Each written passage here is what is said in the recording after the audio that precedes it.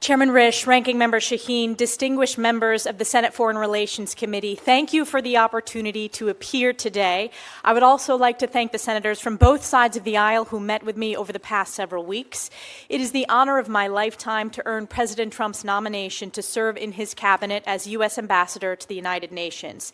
If confirmed, I stand ready to implement President Trump's mandate from the American people to deliver America First, peace through strength, national security leadership on the world stage. Before I begin, I'd like to personally recognize my family. We all know in public office that we would not have the opportunity to serve were it not for the support of our loved ones. I'd like to begin with my mom, dad, and brother, Melanie, Ken, and Maddie. My dad was here with me today, and my mom and brother are watching closely from upstate New York. There is no question that I would not be here without their lifetime of unconditional love, support, and encouragement, and for that I am forever grateful. I also want to thank my incredibly supportive husband, Matt, who is also here, and of course, most importantly, our pride and joy, our 3-year-old son, Sam, who made his debut in the U.S. Senate. He is comfortable on the House side, it's new in the Senate, so thank you for the warm welcome. Sam is by far our greatest blessing. Of all the titles I have held, Congresswoman, Chairwoman, Representative, or Ambassador if confirmed, my most important title will always be Mom. I appear before you today as a daughter, sister, wife, mother, Congresswoman, a patriotic upstate New Yorker, and a proud American. I believe deeply in the American dream because I've had the opportunity to live it. I was born and raised in upstate New York, the cradle of the American Revolution. I grew up in a small business family where my parents instilled in me the importance of hard work, ingenuity, and grit. I was blessed to be the first member of my immediate family to have the opportunity to graduate from college. I graduated from Harvard with honors and then worked at the White House, in the West Wing, on the Domestic Policy Council, and in the Chief of Staff's office. After nearly a decade working in public policy in Washington, I returned home to work in my family's small business and decided to run for Congress. In 2014, I was elected to Congress, making history as the youngest woman ever elected at the time. In Congress, I have fought tirelessly for the hardworking families of New York's 21st District, delivering significant bipartisan results for my constituents. I was elected by my colleagues to serve as the House Republican Conference Chair, becoming the highest-ranking woman in Congress at the time and the youngest woman of either party to serve in top elected House leadership. And over the last decade, I have served on the House Armed Services Committee, the Intelligence Committee, the House Education and Workforce Committee, and I'm proud to be the longest-serving woman on both the Armed Services and Intelligence Committees. On these national security committees, I have legislated on a number of critical issues ranging from military readiness, emerging technologies like artificial intelligence, quantum computing, and cybersecurity, to missile defense. I have worked to enhance American intelligence capabilities, strengthen our alliances and partnerships, and deter our adversaries. On the Education Committee, I have been the leader in combating anti-Semitism in higher education. My oversight work led to the most viewed testimony in the history of Congress.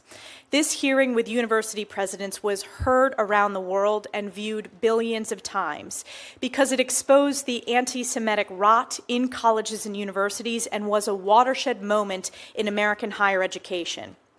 When discussing this nomination with President Trump, the President shared with me that he sees great promise in the United Nations if it focuses on its founding mission of international peace and security. President Trump has long advocated for peace and no new wars.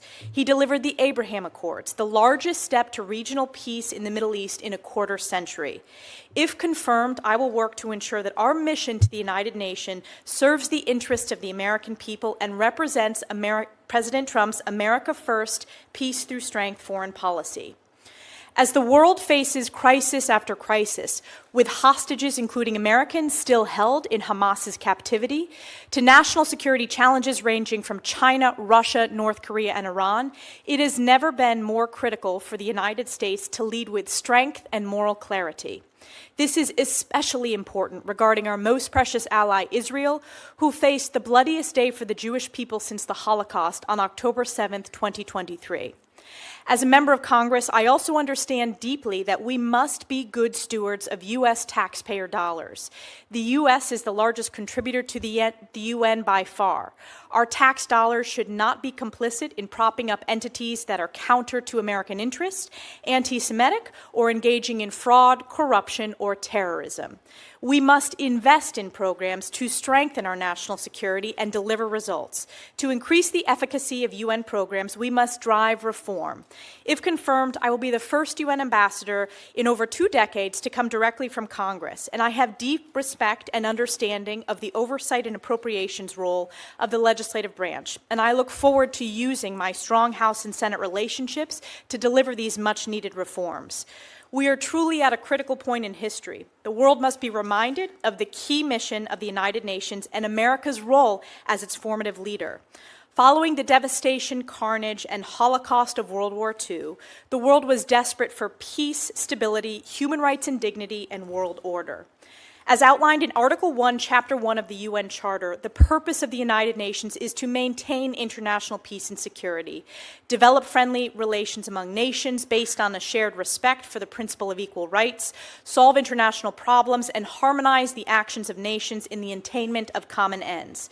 The UN has not lived up to this founding mission, and we must demand better. It is imperative to ensure strong American leadership at the United Nations. I share President Trump's vision of a UN reformed by strong America first, peace through strength, and a return to this founding mission of promoting peace and security around the world.